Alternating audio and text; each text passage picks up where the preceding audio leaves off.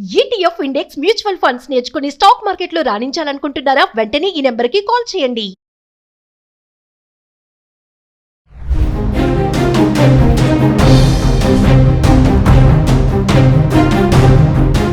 నమస్తే, welcome back to Suman TV. Present మనతో పాటు ఉన్నారు family counsellor, motivational speaker, public speaker Rajanirama గారు. నమస్తే మ్యామ్. నమస్తే నవీన. మ్యామ్, వివాహేతర సంబంధాలు మనం చాలా వీడియోలో మాట్లాడుకున్నాము. అసలు కుటుంబంలో కలహాలు రావడానికి కారణమే ఇల్లీగల్ అఫైర్స్ అని చెప్పేసి. అయితే ఈ వివాహేతర సంబంధాలు వెనుకున్నటువంటి సైకలాజికల్ రీజన్స్ ఏముంటాయి? మామూలుగా అంటే సెక్షువల్గా సరిగ్గా లేకపోవడం వల్లే వీళ్ళు వేరే వైపు మల్లుతున్నారని చెప్పేసి కొంతమంది అంటూ ఉంటారు. నిజంగా అదే అంటారా రీజన్? ఇంకా వేరే ఏమన్నా ఉన్నాయా? అది చెప్తా చూడండి. భోజనం అనేది ఆకలి అయినప్పుడు తింటాం, దాహం అయినప్పుడు వాటర్ తాగుతాం, ఒక సినిమా చూడాలనిపించినప్పుడు చూస్తాం, మూడు లేనప్పుడు సినిమా కూడా చూడబుద్ది కాదు, ఎంత మంచి సినిమా అయినా. ఇది సెక్స్ అనేది కూడా అంతే. అది ఇంకా ఎప్పుడు పడితే అప్పుడు 24 గంటలు లేకపోతే అదే జీవితంలాగా ఉండదు, ఎవరికీ ఉండదు. అంత అక్రమ సంబంధాల్లో ఉన్న వాళ్ళకి కూడా ఇది ఉండదు.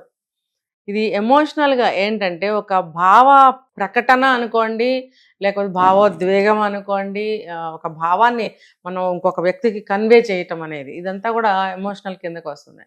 ఎమోషన్స్ అన్నమాట ఇవన్నీ. దాన్ని ఇద్దరికీ ఉండాలి, భార్యాభర్తలు ఇద్దరికి. ఒక్కళ్ళకి ఉంటే సరిపోదు. ఇప్పుడు భార్య అతిగా ప్రేమించే భార్య ప్రతిదానికి సెన్సిటివ్ అని చెప్పను ఇక్కడ, ప్రతిదానికి స్పందించే హృదయం అనుకోండి, కరెక్ట్ వర్డ్ ఇది, స్పందించే హృదయం.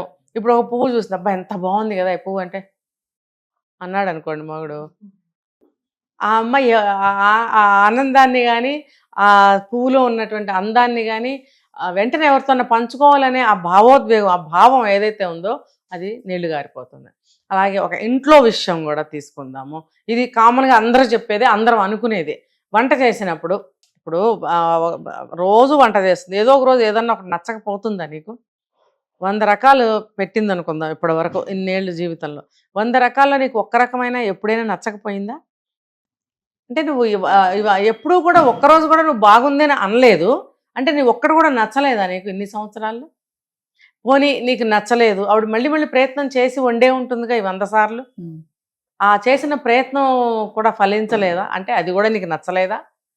అంటే నచ్చకపోవడం కాదు, వాడు అలాగే ఉంటాడు. అంటే ఇక్కడ ఎమోషనల్ సపోర్ట్ ఉండాలి అంటారా? ఉండాలి. సపోర్ట్ అని కూడా నేను అన్ను, అది కనెక్ట్ అవ్వాలి. తనే ఒక మంచి పని చేస్తాడు, చేసినప్పుడు ఈమె మెచ్చుకోవాలని తనకు ఉండదా? ఎంత ఆ ఫీలింగ్స్ భార్య పట్ల చూపించకపోయినా తన విషయానికి వచ్చేటప్పటికి తనకు ఖచ్చితంగా ఉంటుంది. ఈవిడికి ఎంత ఉంటే ఆడికి అంత ఉంటుంది. నేను నన్ను మెచ్చుకోవాలి, నన్ను గుర్తించాలి, నా గొప్పను పొగడాలి అని ఒకటే అనిపిస్తుంది అనమాట. నీకు అంత నీ విషయంలో నీకు అంత స్పందనలు ఉన్నప్పుడు భార్యకి తనకి చిన్న చిన్న విషయాలే ఉంటాయి, ఇంట్లో ఉండే భార్యకి. ఆ చిన్న చిన్న వాటిని కూడా నువ్వు ఎందుకు యాక్సెప్ట్ చేయలేకపోతున్నావు? అంటే ఏంటంటే రెండు ఇందులో ఏంటి మెచ్చుకునేది, రెండోది ఏంటంటే అమ్మో మెచ్చుకుంటే తలపైకి ఎక్కి కూర్చుంటుంది, ఇంకా దీన్ని ఆపలేము. ఈ రెండు భావాలు, ఈ రెండు భావాలు ఎందుకు వస్తాయంటే పెరిగిన పెరుగుదల. కొంతమంది అంటారు మేడం, నాకు ఇక్కడ ప్రేమ దొరకట్లేదు, అక్కడ ప్రేమ దొరుకుతుంది, నాకు ఇక్కడ ఓదార్పు లేదు, అక్కడ ఓదార్పు దొరుకుతుంది, వాళ్ళు నన్ను మంచిగా మాట్లాడుతున్నారు, నాతోటి ప్రేమగా మాట్లాడుతున్నారు, ఇక్కడ ప్రేమ నాకు లేదు అందుకే నేను అలా టర్న్ అయ్యానని కూడా చెప్తున్నారు. అవును, కరెక్టే. ఇప్పుడు ప్రేమ ఇంకా మీరు చెప్పిన పక్కన పెడదాము, చిన్నదే చెప్తా నేను ఎగ్జాంపుల్. ఇప్పుడు నువ్వు పుడితే నీకు ఏమన్నా గొప్ప, దేశానికి ఏమన్నా గొప్ప అని అడుగుతారు, కాకపోవచ్చు. కానీ ఎవరు పుట్టినరోజు వాళ్ళకి ఎంత గ్రేట్గా అనిపిస్తుంది కదా. ఇప్పుడు అమ్మా నాన్న చిన్నప్పటి నుంచి పుట్టినరోజు చేస్తారు, పెళ్ళైన తర్వాత ఎవరు భర్త వస్తాడు, భర్త కూడా అలా పుట్టినరోజు చేస్తాడు వాళ్ళు చేస్తాడు అనే ఆశతోనే ఉంటుంది. కానీ అతనికి చేసే అలవాటు కానీ చేసే ఉద్దేశం కానీ లేదు అనుకుందాం, అక్కడ ఎంత హర్ట్ అవుతుందో తెలుసా అమ్మాయి.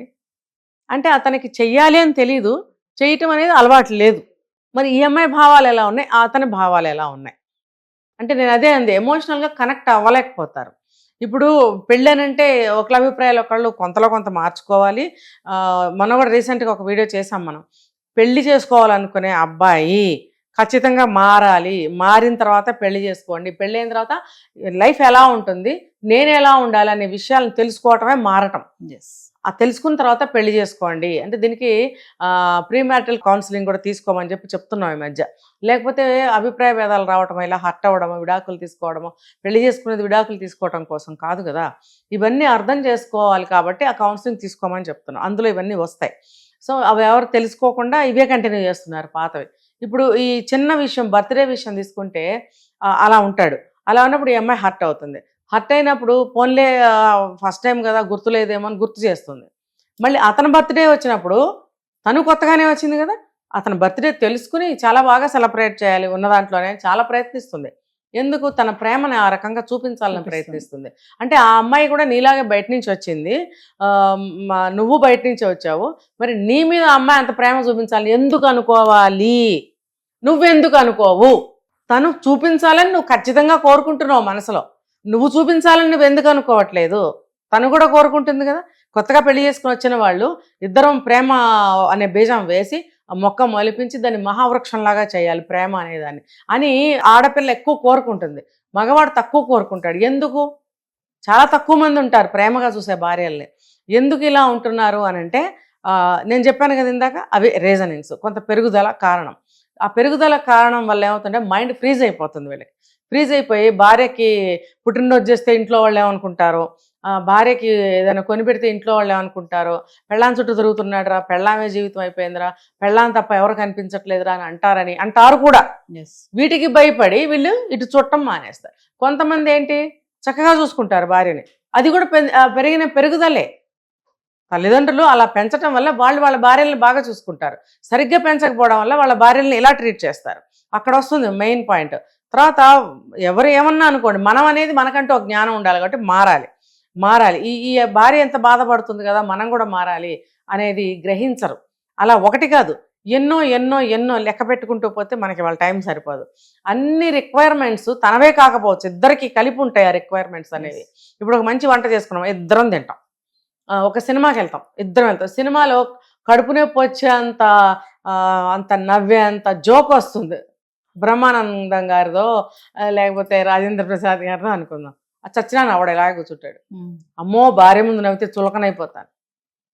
అంటే నీ ఎమోషన్స్ని నువ్వు ఏ రీజన్ తోటి నువ్వు ఆపుకుంటున్నావు? తను బాగానే నవ్వుతూ ఉంటుంది, అతను అలా ఉండటం వల్ల ఈ అమ్మాయికి భయం వేస్తుంది అనమాట. తను నవ్వాలా మానాలా? తనకి నవ్వు వస్తూ ఉంటుంది. ఫర్ ఎగ్జాంపుల్ కామెడీ అంటే ఇష్టం అయి ఉండొచ్చు, నవ్వుతూ ఉంటుంది. అతను చూసి నవ్వు ఆపేయాలా, తన ఆనందాన్ని ఆపేసుకోవాలా, లేకపోతే నవ్వకపోయి తనకు నవ్వు రాలేదేమో నేను నవ్వుదాంలే అని అనుకోవాలా? తెలీదు. జీవితకాలం అదే కంటిన్యూ అవుతూ ఉంటే కనుక ఆ అమ్మాయి పరిస్థితి ఏంటండి? నువ్వు ఎక్కడా ఆ అమ్మాయితో కనెక్ట్ అవ్వట్లేదు. అప్పుడు ఏమవుతుంది?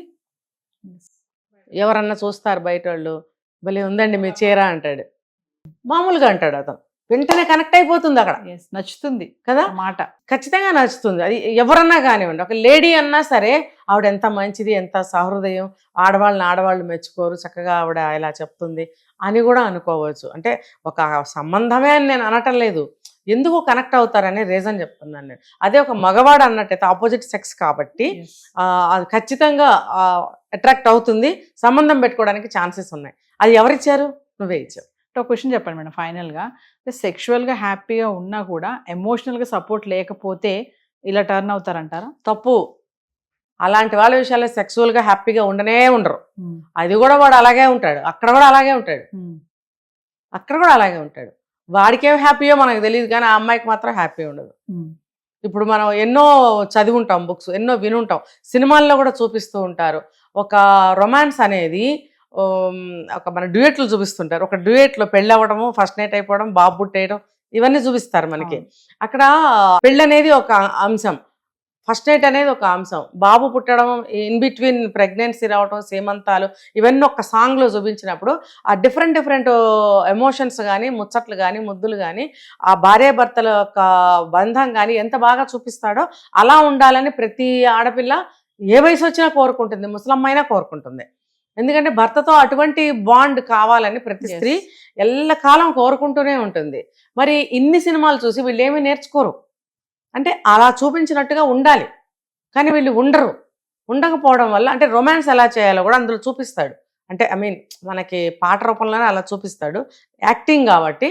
రియల్ లైఫ్లో దాన్ని మీరు అన్వయించుకోవాలి, కనెక్ట్ అవ్వగలగాలి, అంతే కదా. పాత 60-70 సంవత్సరాల సినిమాల్లో కూడా ఫస్ట్ నైట్ సీన్లు చూపిస్తారు. తర్వాత కూడా సంసారం నడుస్తున్నట్టుగా కథ నడిపినప్పుడు అందులో కూడా భార్యతో భర్త ఎలా ఉన్నాడు, భర్తతో భార్య ఎలా ఉంది, అది కూడా చూపించాడా లేదా? మరి ఎలా ఉండాలి భార్యతో? ఒక సెక్స్ ఒక్కటేనా?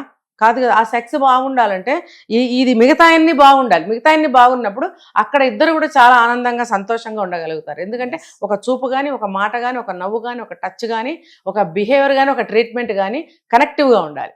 ఆ కనెక్టివిటీ ఎప్పుడైతే మిస్ అవుతుందో ఈక్వల్ టు ఎమోషన్స్ అని చెప్పుకోవచ్చు. అప్పుడు సంసార జీవితం బాగుంటుంది. ముసలివాడు అయినా కూడా ఆ ముసలివాడులోనే ఒక గొప్ప హీరోని భార్య చూడగలుగుతుంది.